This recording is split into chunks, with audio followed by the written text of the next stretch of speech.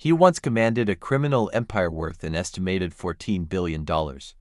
Private jets, underground tunnels, an army of men willing to die for him. Then one day, all of it disappeared. Today Joaquin El Chapo Guzman wakes up every morning in a 7 by 12-foot concrete box. No sunlight, no contact, no empire, and what happens inside those walls every single day will leave you completely speechless. Joaquin Guzman, known worldwide as El Chapo, was once the leader of the Sinaloa cartel, one of the most powerful drug trafficking organizations in history. He escaped maximum security Mexican prisons twice, once through a tunnel built directly under his cell. In 2019, a U.S. federal court sentenced him to life plus 30 years in prison, his destination, ADX Florence, the one prison in America he cannot escape from. Every day begins at exactly the same time, before sunrise. A fluorescent light switches on automatically. A meal tray appears through a slot in the door. He has a concrete bed, a small desk, a toilet that shuts off if tampered with, and a 4-inch window. That 4-inch window is his only view of the outside world. For 22 to 23 hours every single day, he is completely alone. No phone calls to cartel associates.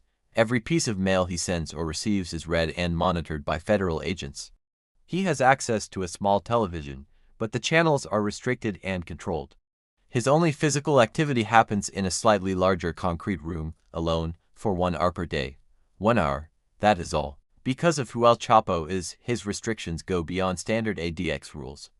His contact with his legal team is monitored and severely limited. Family visits, if they happen at all, occur through thick bulletproof glass. No physical contact, ever. He cannot make unsupervised phone calls. The U.S. government is not taking any chances. The man who escaped to maximum security prisons in Mexico is now inside a facility specifically engineered so that escape is not a conversation anyone needs to have. Not once in 30 years has anyone escaped ADX Florence. But here is what the headlines never tell you. Researchers who study solitary confinement say that this level of isolation causes permanent psychological damage. Paranoia, memory loss, inability to hold a conversation after years of silence. El Chapo has been inside ADX since 2019. That is years of waking up to the same fluorescent light, the same concrete walls, the same silence. The man who once had an army now has no one. El Chapo is not the only man living like this inside ADX Florence right now.